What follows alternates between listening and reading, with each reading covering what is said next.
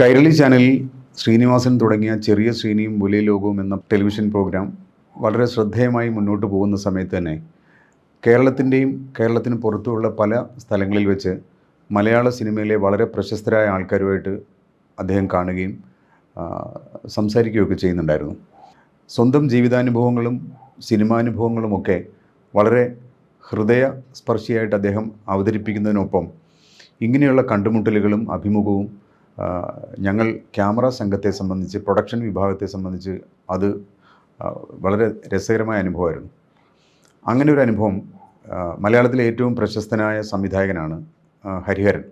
കോഴിക്കോട് വെച്ച് അദ്ദേഹത്തിൻ്റെ ഒരു അഭിമുഖം ശ്രീനിവാസൻ എടുക്കാൻ തീരുമാനിച്ചു. അപ്പം ഞങ്ങൾ പറഞ്ഞ സമയത്ത് തന്നെ അവിടെ എത്തി. ഹരിഹരൻ സാർ വളരെ തയ്യാറെടുപ്പോടുകൂടി അഭിമുഖത്തിന് തയ്യാറായിരുന്നു. അപ്പോൾ സ്വാഭാവികമായിട്ടും ശ്രീനിവാസനെ കാണുമ്പോൾ തന്നെ ഒന്നുകിൽ ശ്രീനിവാസൻ പറഞ്ഞു തുടങ്ങുന്ന കാര്യം കേട്ട്, അല്ലെങ്കിൽ അവർ അദ്ദേഹത്തെ സ്വീകരിച്ചുകൊണ്ട് പറയുന്നതിന് അദ്ദേഹം പറയുന്ന മറുപടി കേട്ട് ചുറ്റുമുള്ളവർ ചിരിക്കാറുള്ളത് പതിവാണ്. അപ്പോൾ പ്രിയദർശനുമായിട്ടുള്ള അഭിമുഖത്തിൻ്റെ കാര്യം ഞാൻ ഒരിക്കൽ ഈ പ്രോഗ്രാമിൽ തന്നെ പറഞ്ഞിരുന്നു. പ്രിയദർശനെ ഇൻ്റർവ്യൂ ചെയ്തപ്പോൾ അദ്ദേഹത്തോട് ചോദിച്ച ചോദ്യം, അദ്ദേഹത്തെ എങ്ങനെയാണ് പ്രകോപിപ്പിച്ചത്, അതിന് അദ്ദേഹം പറഞ്ഞ മറുപടി എന്താണ്, ഇതൊക്കെ നമ്മൾ ഒരിക്കൽ പറയുകയുണ്ടായി.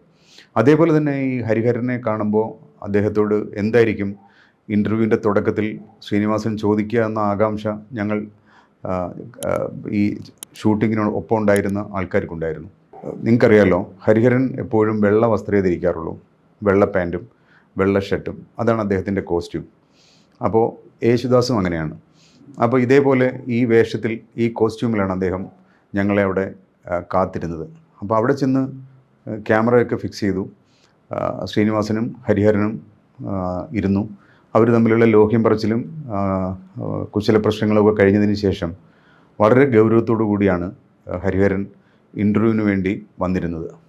അപ്പോൾ സ്വാഭാവികമായിട്ടും നമുക്കറിയാമല്ലോ, ഹരിഹരൻ വളരെ ഗൗരവത്തോടു കൂടി അഭിമുഖങ്ങളിൽ ചോദ്യങ്ങളെ അഭിമുഖീകരിക്കുകയും ഉത്തരം പറയുകയും, അല്ലെങ്കിൽ എല്ലാ കാര്യങ്ങളിലും അദ്ദേഹം ഒരു ഗൗരവ പ്രകൃതിയായിട്ടാണ് നമ്മൾ കണ്ടിട്ടുള്ളത്. അപ്പോൾ ഹരിഹരൻ്റെ ഇടവഴിയിലെ പൂച്ച മിണ്ടാപ്പൂച്ച, അങ്ങനെ പലതരത്തിലുള്ള സിനിമകളിൽ തമാശ രംഗങ്ങൾ നമ്മൾ കണ്ടിട്ടുണ്ടെങ്കിലും ജീവിതത്തിൽ അദ്ദേഹം വളരെ ഗൗരവ പ്രകൃതിയായിട്ടാണ് നമ്മൾ മലയാളികൾ കണ്ടിട്ടുള്ളത്.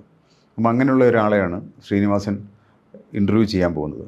ആദ്യ ചോദ്യം എന്ത് ചോദിക്കും എന്നുള്ള ആകാംക്ഷ ഞങ്ങൾക്കുണ്ടായിരുന്നു. ആദ്യത്തെ ചോദ്യം ഹരിഹരൻ സാറിനോട് ചോദിച്ചത്, ഈ വെള്ള വസ്ത്രം മാത്രം ധരിക്കുന്നത് എന്തുകൊണ്ടാണ്, അതിനെന്തെങ്കിലും കാരണമുണ്ടോ? അപ്പോൾ അദ്ദേഹം പറഞ്ഞു, ഈ വെള്ള വസ്ത്രം ധരിക്കാനുണ്ടായ കാരണം, അതിനോടുള്ള ഇഷ്ടം, അത് എങ്ങനെ ആരംഭിച്ചു, ഇപ്പോഴും അതെങ്ങനെ ആ വസ്ത്രം തന്നെ ധരിക്കുന്നു, ഇങ്ങനെ വളരെ അദ്ദേഹത്തിൻ്റെ വളരെ സത്യസന്ധമായ മറുപടി ഹരിഹരൻ പറഞ്ഞു. ആ ഉത്തരം കേട്ട് കഴിഞ്ഞപ്പോൾ അതിൻ്റെ കൗണ്ടർ ചോദ്യം എന്നുള്ള തരത്തിൽ ശ്രീനിവാസൻ ചോദിച്ചത്, ബോംബെയിലൊക്കെ അധോലോക രാജാക്കന്മാർ, ഹാജി മസ്താൻ, അങ്ങനെയൊക്കെയുള്ള പല അധോലോക രാജാക്കന്മാരും വെള്ള വസ്ത്രം ധരിച്ചാണ് ഈ ഇത്തരം ഓപ്പറേഷൻസ് നടത്തിയിരുന്നത്. അല്ലെങ്കിൽ അവരുടെ ഒരു വളരെ വിശുദ്ധമായ ഒരു ഇമേജ് സൂക്ഷിക്കാൻ വേണ്ടി അവർ വെള്ള വസ്ത്രം ധരിക്കും എന്ന് കേട്ടിട്ടുണ്ട്. അതും ഇതുമായിട്ട് എന്തെങ്കിലും ബന്ധമുണ്ടോ? അദ്ദേഹം ഈ അധോലോക രാജാക്കന്മാർ വെള്ള വസ്ത്രം ധരിക്കും, അതുപോലെ എന്തെങ്കിലും ഉദ്ദേശമുണ്ടോ സാറിന് ഈ വെള്ളവസ്ത്രം ധരിക്കുന്നതിൽ എന്നുള്ള ചോദ്യമാണ് രണ്ടാമത് ചോദിച്ചത്. ചോദ്യം കേട്ട് കൃത്യമായ ഒരു മറുപടി പറയാൻ കഴിയാതെ മറ്റെവിടെയും കാണാത്ത തരത്തിൽ ഹരിഹരൻ വളരെ നേരം ചിരിക്കുകയും പതിവ് പോലെ ക്യാമറ കുറച്ച് നേരത്തേക്ക് ഓഫ് ചെയ്ത് വയ്ക്കാൻ അദ്ദേഹം പറഞ്ഞു. പക്ഷേ അദ്ദേഹം എന്തെങ്കിലും തരത്തിൽ ആകുന്ന ഒരവസ്ഥയൊന്നും ഉണ്ടായില്ല. പകരം ഈ ഉത്തരം പറയാൻ പറ്റാതെ ഹരിഹരൻ കുഴങ്ങുന്നത് കണ്ട് ശ്രീനിവാസനും ചെറുതായി ചിരിക്കുന്നുണ്ടായിരുന്നു. ഞങ്ങൾ ക്യാമറ സംഘത്തിലുള്ളവരും ചിരിക്കുന്നുണ്ടായിരുന്നു. പക്ഷേ ഏറ്റവും ഉച്ചത്തിൽ ചിരിച്ചത് ഹരിഹരൻ തന്നെയാണ്. അദ്ദേഹം പറഞ്ഞു, ഇങ്ങനെയുള്ള ചോദ്യങ്ങൾ ചോദിച്ചാൽ ശ്രീനി ഉത്തരം പറയാൻ കുറച്ച് പ്രയാസമായിരിക്കും, മറ്റെന്തെങ്കിലും ചോദിച്ചാൽ ഞാൻ പറയാമെന്ന് പറഞ്ഞു. അപ്പോൾ പെട്ടെന്ന് ശ്രീനിവാസൻ വളരെ ഗൗരവത്തോടു കൂടി അദ്ദേഹത്തിൻ്റെ പല സിനിമകളെക്കുറിച്ചും മമ്മൂട്ടിയുടെ അഭിനയത്തെക്കുറിച്ചും അങ്ങനെയുള്ള വളരെ സീരിയസ് ആയ കാര്യങ്ങളെക്കുറിച്ച് സംസാരിച്ച് ആ അഭിമുഖം അന്നവിടെ അവസാനിച്ചു.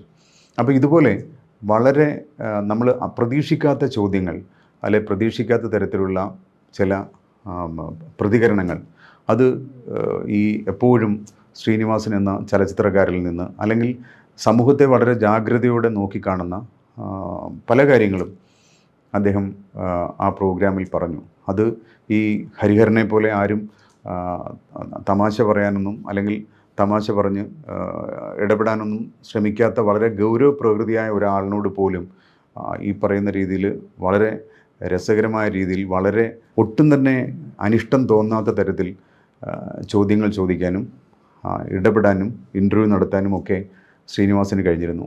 എം ടിയുടെ ഇൻ്റർവ്യൂ ഈ പങ്ക്തിയിൽ എടുക്കണമെന്ന് ഞങ്ങൾ ഏറെ ആഗ്രഹിച്ചിരുന്നു. കാരണം മറ്റൊന്നുമല്ല, ഹരിഹരനോട് സംസാരിച്ചതുപോലെ തീർച്ചയായിട്ടും എം ടിയോടും വളരെ റിലാക്സ്ഡ് ആയിട്ട് ശ്രീനിവാസൻ സംസാരിക്കുന്നത് കേൾക്കാനുള്ള കൗതുകം ഞങ്ങൾക്കുണ്ടായിരുന്നു. അങ്ങനെ 2-3 തവണ അത് ശ്രമിച്ചപ്പോൾ അത് നടന്നില്ല. കാരണം എം ടി ആ സമയങ്ങളിൽ ഒരു തവണ വിളിച്ചപ്പോൾ വിദേശത്തായിരുന്നു, ഒരു തവണ ഡൽഹിയിലായിരുന്നു. അങ്ങനെ ആ അഭിമുഖം നടക്കാതെ പോയി. എങ്കിൽ പോലും നടന്ന അഭിമുഖങ്ങളൊക്കെ തന്നെ നിങ്ങൾ പലതും സോഷ്യൽ മീഡിയയിലൊക്കെ അതിൻ്റെ ക്ലിപ്പ് കണ്ടിട്ടുണ്ടാവും.